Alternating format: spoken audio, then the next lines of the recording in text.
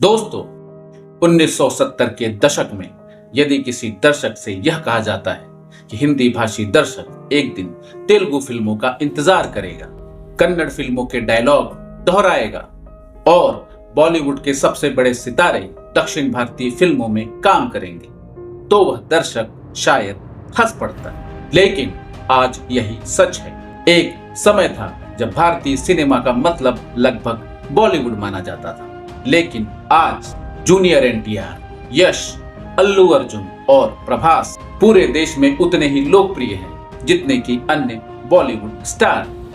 सबको बचा दे,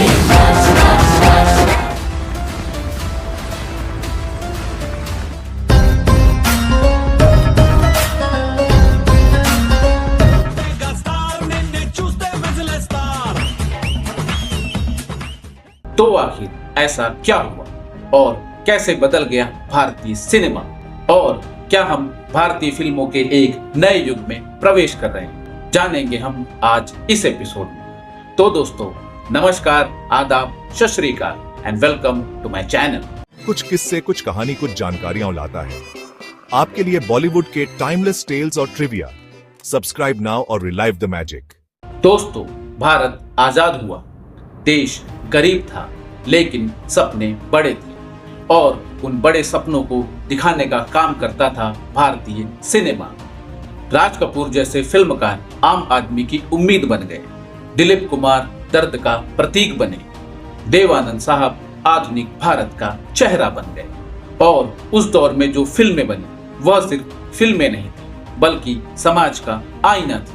अपनी जेब से फकीर है फिर भी यारो दिल के हम साथी हाथ बढ़ाना, साथी हाथ मेरी मंजिल है। समय आगे बढ़ा, अमिताभ बच्चन आए। अरे दीवानो मुझे पहचानो, कहां से आया बिरज का बाका संभाल तेरी गगरी से भीगे चुनर वाली रंग बरसे। फिर शाहरुख खान, सलमान खान और आमिर खान का दौर आया।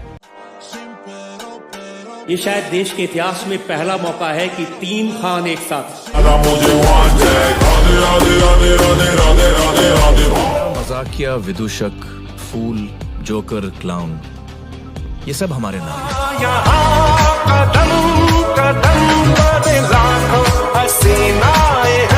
पूरे देश में बॉलीवुड का प्रभाव था। विदेशों में भी भारतीय सिनेमा की पहचान सिर्फ बॉलीवुड फिल्मों से ही होती थी। लेकिन इसी दौरान दक्षिण भारत में भी शानदार फिल्में बन रही थी।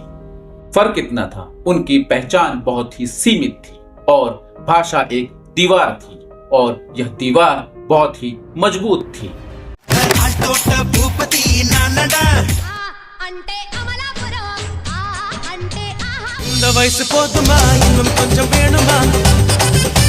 फिर आया इंटरनेट, यूट्यूब आया, स्मार्टफोन आए, ओटीटी प्लेटफॉर्म आए और दर्शकों के सामने अचानक पूरी दुनिया खुल गई। अब दर्शक एक भाषा तक सीमित नहीं रहे, वे सबटाइटल के साथ फिल्में देखने लग गए और पहली बार भारतीय दर्शक यह समझने लगा कि अच्छी कहानी किसी भी भाषा में हो सकती है। मुझे पसंद करने वाले करोड़ों लोग हैं बाहर। और फिर एक फिल्म आई, बाहुबली। यह सिर्फ एक ब्लॉकबस्टर फिल्म नहीं थी बल्कि भारतीय सिनेमा के इतिहास का एक मोड़ थी।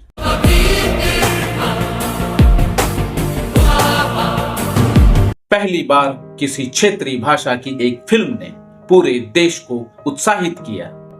लोग भाषा नहीं देख रहे थे बल्कि वे कहानी देख रहे थे।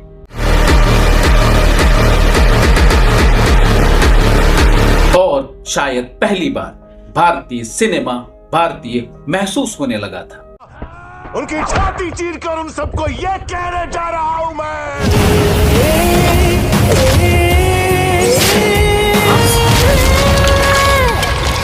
फिल्म बाहुबली के बाद जो हुआ वह किसी ने नहीं सोचा था।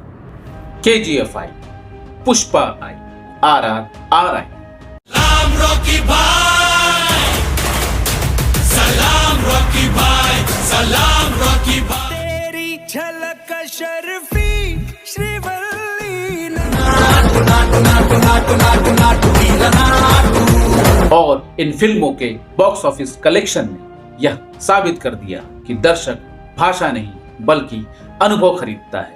एक अच्छी फिल्म किसी राज्य की नहीं रहती और किसी भाषा की नहीं रहती, बल्कि वह पूरे देश की हो जाती है। जिस पे उम्र में के लहरा वो झंडा, हर गली घर में है लोहे का बंदा। और यहीं से शुरुआत हुई पैन इंडिया सिनेमा की। लेकिन सबसे बड़ा बदलाव अभी बाकी था। बॉलीवुड और साउथ इंडिया सिनेमा दोनों अलग अलग दुनिया थी, लेकिन आज तस्वीर बदल चुकी है। अमिताभ बच्चन और दीपिका पादुकोण कल्कि में, वॉर 2 में जूनियर एनटीआर, रामायणा में यश, अजय देवगन और आलिया भट्ट RRR में दिखाई देते हैं। यह प्रतिस्पर्धा नहीं बल्कि एकीकरण है, क्योंकि भारतीय सिनेमा में भाषा की दीवारें धीरे धीरे गिर रही हैं।